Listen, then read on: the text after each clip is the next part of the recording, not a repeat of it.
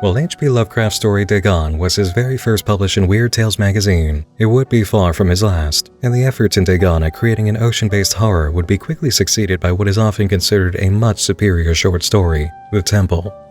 This piece is also implied to be a form of prequel to works like The Call of Cthulhu and The Shadow over Innsmouth, setting the stage more firmly for the famous Lovecraft mythos using a convention unique to Lovecraft's writing.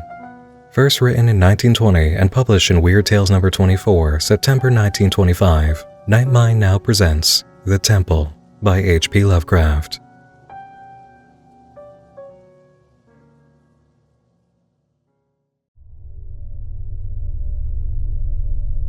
From a manuscript found on the coast of Yucatan.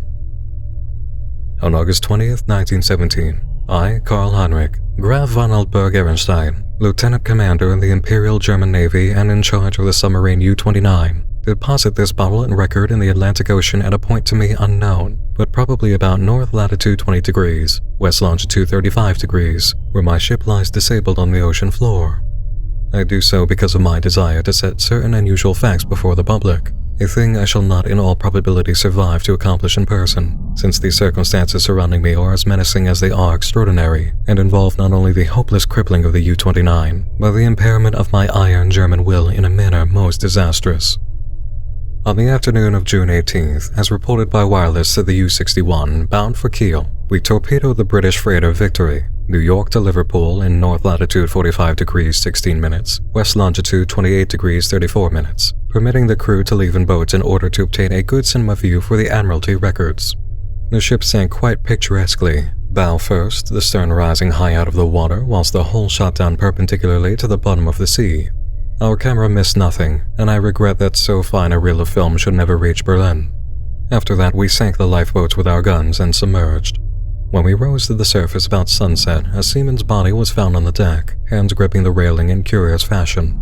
The poor fellow was young, rather dark, and very handsome, probably an Italian or Greek, and undoubtedly of the Victory's crew. He had evidently sought refuge on the very ship which had been forced to destroy his own. One more victim of the unjust war of aggression which the English pig dogs are waging upon the fatherland. Our men searched him for souvenirs and found in his coat pocket a very odd bit of ivory carved to represent a youth's head crowned with laurel. My fellow officer, Lieutenant Clens, believed that the thing was of great age and artistic value, so took it from the men for himself. How it had ever come into the possession of a common sailor, neither he nor I could imagine. As the dead man was thrown overboard, there occurred two incidents which created much disturbance amongst the crew. The fellow's eyes had been closed, but in the dragging of his body to the rail they were jarred open, and many seemed to entertain a queer delusion that they gazed subtly and mockingly at Schmidt and Zimmer, who were bent over the corpse. Then Boatswain Muller, an elderly man who would have known better had he not been a superstitious Alsatian swine, became so excited by this impression that he watched the body in the water, and swore that after it sank a little it drew its limbs into a swimming position and sped away to the south under the waves. Clens and I did not like these displays of peasant ignorance, and severely reprimanded the men, particularly Muller. The next day, a very troublesome situation was created by the indisposition of some of the crew. They were evidently suffering from the nervous strain of our long voyage, and had suffered bad dreams. Several seemed quite dazed and stupid, and after satisfying myself that they were not feigning their weakness, I excused them from their duties. The sea was rather rough, so we descended to a depth where the waves were less troublesome. Here we were comparatively calm, despite a somewhat puzzling southward current which we could not identify from our oceanographic charts. The moans of the sick men were decidedly annoying, but since they did not appear to demoralize the rest of the crew, we did not resort to extreme measures. It was our plan to remain where we were and intercept the liner Dacia, mentioned in information from agents in New York. In the early evening we rose to the surface and found the sea less heavy. The smoke of a battleship was on the northern horizon, but our distance and ability to submerge made us safe. What worried us more was the talk of Boatswain Muller, which grew wilder as night came on. He was in a detestably childish state, and babbled of some illusion of dead bodies drifting past the undersea portholes, bodies which looked at him intensely, and which he recognized in spite of gloating as having seen dying during some of our victorious German exploits, and he said that the young man we had found and tossed overboard was their leader. This was very gruesome and abnormal, so we confined Muller in irons and had him soundly whipped. The men were not pleased at his punishment, but discipline was necessary. We also denied the request of a delegation headed by Seaman Zimmer that the curious carved ivory head be cast into the sea. On June 20th, Seaman Ballman Schmidt, who had been ill the day before, became violently insane. I regretted that no physician was included in our complement of officers, since German lives are precious. But the constant ravings of the two concerning a terrible curse were most subversive of discipline, so drastic steps were taken. The crew accepted the event in a sullen fashion, but it seemed to quiet Muller, who thereafter gave us no trouble. In the evening we released him, and he went about his duty silently. In the week that followed, we were all very nervous, watching for the Dacia. The tension was aggravated by the disappearance of Muller and Zimmer, who undoubtedly committed suicide as a result of the fears which had seemed to harass them, though they were not observed in the act of jumping overboard. I was rather glad to be rid of Muller, for even his silence had unfavorably affected the crew. Everyone seemed inclined to be silent now, as though holding a secret fear. Many were ill, but none made a disturbance. Lieutenant Clens chafed under the strain and was annoyed by the merest trifles, such as the school of dolphins which gathered about the U-29 in increasing numbers, and the growing intensity of that southward current which was not on our chart. It at length became apparent that we had missed the Dacia altogether. Such failures are not uncommon, and we were more pleased than disappointed, since our return to Wilhelmshaven was now in order. At noon June 28th, we turned northeastward, and despite some rather comical entanglements with the unusual masses of dolphins, were soon underway. The explosion in the engine room at 2 p.m. was wholly a surprise.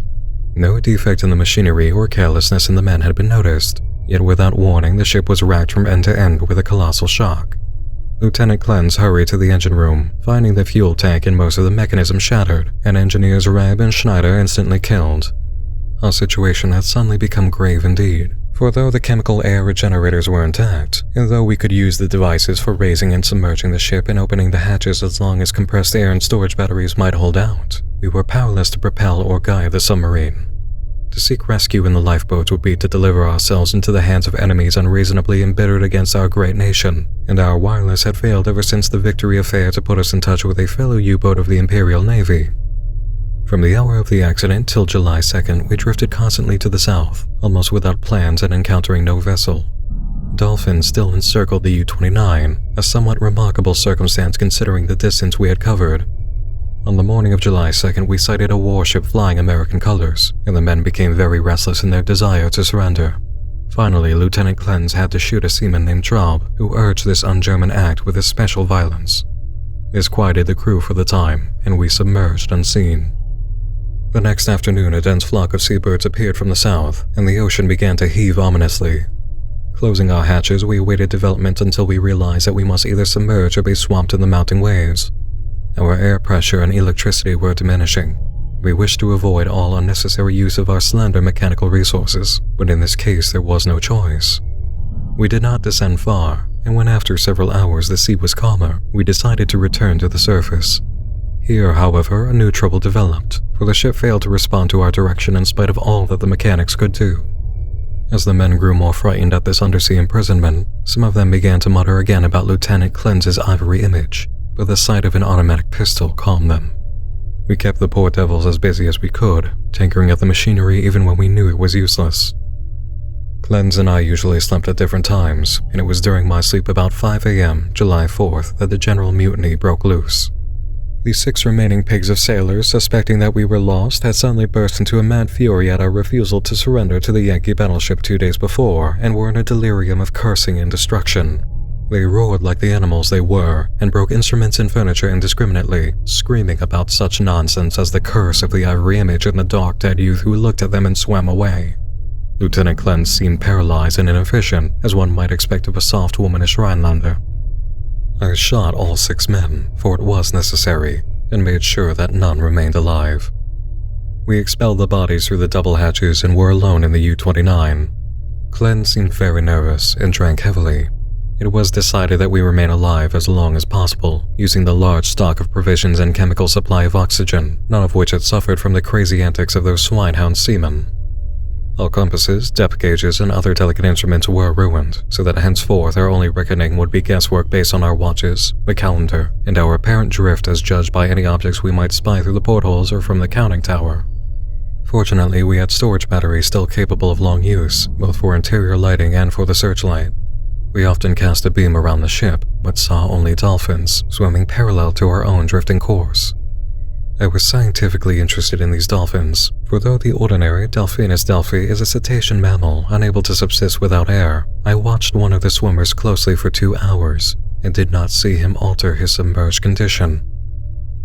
With the passage of time, Clens and I decided that we were still drifting south, meanwhile sinking deeper and deeper.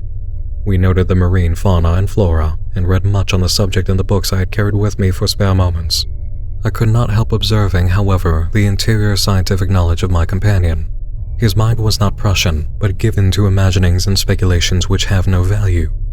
The fact of our coming death affected him curiously, and he would frequently pray in remorse over the men, women, and children we had sent to the bottom, forgetting that all things are noble which serve the German state. After a time he became noticeably unbalanced, gazing for hours at his ivory image and weaving fanciful stories of the lost and forgotten things under the sea. Sometimes, as a psychological experiment, I would lead him on in these wanderings and listen to his endless poetical quotations and tales of sunken ships. I was very sorry for him, for I disliked to see a German suffer, but he was not a good man to die with. On August 9th, we espied the ocean floor and sent a powerful beam from the searchlight over it. It was a vast, undulating plain, mostly covered with seaweed and strewn with the shells of small mollusks. Here and there were slimy objects of puzzling contour, draped with weeds and encrusted with barnacles, which Clens declared must be ancient ships lying in their graves. He was puzzled by one thing: a peak of solid matter, protruding above the ocean bed nearly 4 feet at its apex, about 2 feet thick, with flat sides and smooth upper surfaces which met at a very obtuse angle. I called the peak a bit of outcropping rock, but Clens thought he saw carvings on it. After a while he began to shudder and turned away from the scene as if frightened, yet could give no explanation save that he was overcome with the vastness, darkness, remoteness, antiquity, and mystery of the oceanic abyss. His mind was tired, but I am always a German and was quick to notice 2 things: that the U-29 was standing the deep-sea pressure, and that the peculiar dolphins were still about us, even at a depth where the existence of high organisms is considered impossible by most naturalists. That I had previously overestimated our depth I was sure, but nonetheless we must still be deep enough to make these phenomena remarkable. Our southward speed, as gauged by the ocean floor, was about as I had estimated from the organisms passed at higher levels. It was at 3:15 p.m., August 12th, that poor Clens went wholly mad. He had been in the conning tower using the searchlight when I saw him bound into the library compartment where I sat reading, and his face at once betrayed him. I will repeat here what he said, underlining the words he emphasized. "He is calling. He is calling. I hear him. We must go." As he spoke, he took his ivory image from the table, pocketed it, and seized my arm in an effort to drag me up the companionway to the deck. In a moment I understood that he meant to open the hatch and plunge with me into the water outside, a vagary of suicidal and homicidal mania for which I was scarcely prepared. As I hung back and attempted to soothe him, he grew more violent, saying, "Come now, do not wait until later. It is better to repent and be forgiven than to defy and be condemned." Then I tried the opposite of the soothing plan and told him he was mad, pitifully demented. But he was unmoved and cried, "If I am mad, it is mercy. May the gods pity the man who in his callousness can remain sane to the hideous end. Come and be mad whilst he still calls with mercy." This outburst seemed to relieve a pressure in his brain, for as he finished he grew much milder, asking me to let him depart alone if I would not accompany him. My course at once became clear. He was a German, but only a Rhinelander and a commoner, and he was now a potentially dangerous madman. By complying with his suicidal request, I could immediately free myself from one who was no longer a companion but a menace. I asked him to give me the ivory image before he went, but this request brought from him such uncanny laughter that I did not repeat it. Then I asked him if he wished to leave any keepsake or lock of hair for his family in Germany in case I should be rescued, but again he gave me that strange laugh. So as he climbed the ladder, I went to the levers and allowing proper time intervals operated the machinery which sent him to his death. After I saw that he was no longer in the boat, I threw the searchlight around the water in an effort to obtain a last glimpse of him, since I wished to ascertain whether the water pressure would flatten him as it theoretically should, or whether the body would be unaffected, like those extraordinary dolphins. I did not, however, succeed in finding my late companion, for the dolphins were massed thickly and obscuringly about the conning tower. That evening I regretted that I had not taken the ivory image surreptitiously from poor Clens's pocket as he left, for the memory of it fascinated me. I could not forget the youthful, beautiful head with its leafy crown, though I am not by nature an artist. I was also sorry that I had no one with whom to converse. Cleanse, though not my mental equal, was much better than no one. I did not sleep well that night, and wondered exactly when the end would come. Surely I had little enough chance of rescue. The next day I ascended to the conning tower and commenced the customary searchlight explorations. Northward, the view was much the same as it had been all the 4 days since we had sighted the bottom, but I perceived that the drifting of the U-29 was less rapid. As I swung the beam around to the south, I noticed that the ocean floor ahead fell away in a marked declivity and bore curiously regular blocks of stone in certain places, disposed as if in accordance with definite patterns. The boat did not at once descend to match the greater ocean depth, so I was soon forced to adjust the searchlight to cast a sharply downward beam. Owing to the abruptness of the change, a wire was disconnected, which necessitated a delay of many minutes for repairs, but at length the light streamed on again, flooding the marine valley below me. I am not given to emotion of any kind, but my amazement was very great when I saw what lay revealed in that electrical glow. And yet, as one reared in the best culture of Prussia, I should not have been amazed, for geology and tradition alike tell us of great transpositions in oceanic and continental areas. What I saw was an extended and elaborate array of ruined edifices, all of magnificent though unclassified architecture, and in various stages of preservation. Most appeared to be of marble, gleaming whitely in the rays of the searchlight, and the general plan was of a large city at the bottom of a narrow valley, with numerous isolated temples and villas on the steep slopes above. Roofs were fallen and columns were broken, but there still remained an air of immemorially ancient splendor which nothing could efface. Confronted at last with the Atlantis I had formerly deemed largely a myth, I was the most eager of explorers. At the bottom of that valley a river once had flowed, for as I examined the scene more closely I beheld the remains of stone and marble bridges and seawalls, and terraces and embankments once verdant and beautiful. In my enthusiasm I became nearly as idiotic and sentimental as poor Cleanse, and was very tardy in noticing that the southward current had ceased at last, allowing the U-29 to settle slowly down upon the sunken city as an airplane settles upon a town of the upper earth. I was slow, too, in realizing that the school of unusual dolphins had vanished. In about 2 hours, the boat rested in a paved plaza close to the rocky wall of the valley. On one side, I could view the entire city as it sloped from the plaza down to the old riverbank. On the other side, in startling proximity, I was confronted by the richly ornate and perfectly preserved facade of a great building, evidently a temple, hollowed from the solid rock. Of the original workmanship of this titanic thing I can only make conjectures.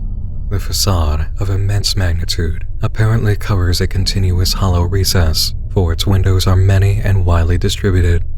In the center yawns a great open door, reached by an impressive flight of steps and surrounded by exquisite carvings like the figures of bacchanals in relief. Foremost of all are the great columns and frieze, both decorated with sculptures of inexpressible beauty, obviously portraying idealized pastoral scenes and processions of priests and priestesses bearing strange ceremonial devices in adoration of a radiant god. The art is of the most phenomenal perfection, largely Hellenic in idea, yet strangely individual. It imparts an impression of terrible antiquity, as though it were the remotest rather than the immediate ancestor of Greek art. Nor can I doubt that every detail of this massive product was fashioned from the virgin hillside rock of our planet.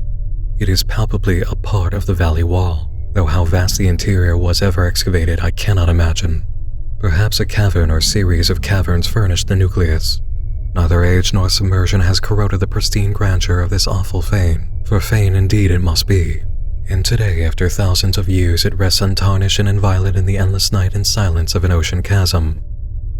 I cannot reckon the number of hours I spent in gazing at the sunken city with its buildings, arches, statues, and bridges, and the colossal temple with its beauty and mystery. Though I knew that death was near, my curiosity was consuming. I threw the searchlight's beam about in eager quest. The shaft of light permitted me to learn many details, but refused to show anything within the gaping door of the rock-hewn temple. And after a time, I turned off the current, conscious of the need of conserving power. The rays were now perceptibly dimmer than they had been during the weeks of drifting, and as if sharpened by the coming deprivation of light, my desire to explore the watery secrets grew. I should be the first to tread these eon-forgotten ways. I produced and examined a deep-sea diving suit of jointed metal and experimented with the portable light and air regenerator. Though I should have trouble in managing the double hatches alone, I believed I could overcome all obstacles with my scientific skill and actually walk about the dead city in person. On August 16th, I effected an exit from the U-29 and laboriously made my way through the ruined and mud-choked streets to the ancient river. I found no skeletons or other human remains, but gleaned a wealth of archaeological lore from sculptures and coins. Others, guided by this manuscript if it shall ever be found, must unfold the mysteries at which I can only hint. I returned to the boat as my electrical batteries grew feeble, resolved to explore the rock temple on the following day. On the 17th, as my impulse to search out the mystery of the temple waxed still more insistent, a great disappointment befell me, for I found that the materials needed to replenish the portable light had perished in the mutiny of those pigs in July. My rage was unbounded, yet my German sense forbade me to venture unprepared into an utterly black interior which might prove the lair of some indescribable marine monster or a labyrinth of passages from whose windings I could never extricate myself. All I could do was to turn on the waning searchlight of the U-29 and with its aid walk up the temple steps and study the exterior carvings. The shaft of light entered the door at an upward angle, and I peered in to see if I could glimpse anything, but all in vain. Not even the roof was visible, and though I took a step or two inside after testing the floor with a staff, I dared not go further. Moreover, for the first time in my life, I experienced the emotion of dread. I began to realize how some of poor Cleanse's moods had arisen, for as the temple drew me more and more, I feared its aqueous abysses with a blind and mounting terror. Returning to the submarine, I turned off the lights and sat thinking in the dark. Electricity must now be saved for emergencies. Saturday the 18th I spent in total darkness, tormented by thoughts and memories that threatened to overcome my will. Cleanse had gone mad and perished before reaching this sinister remnant of a past unwholesomely remote, and had advised me to go with him. Was indeed fate preserving my reason only to draw me irresistibly to an end more horrible and unthinkable than any man has ever dreamed? Clearly my nerves were sorely taxed, and I must cast off these impressions of weaker men. I could not sleep Saturday night, and turned on the lights regardless of the future. It was annoying that the electricity should not last out the air and provisions. I revived my thoughts of euthanasia and examined my automatic pistol. Toward morning I must have dropped asleep with the lights on, for I woke in darkness yesterday afternoon to find the batteries dead. I struck several matches in succession and desperately regretted the improvidence which had caused us long ago to use up the few candles we carried. After the fading of the last match I dared to waste, I sat very quietly without a light. As I considered the inevitable end, my mind ran over preceding events and developed a hitherto dormant impression which would have caused a weaker and more superstitious man to shudder.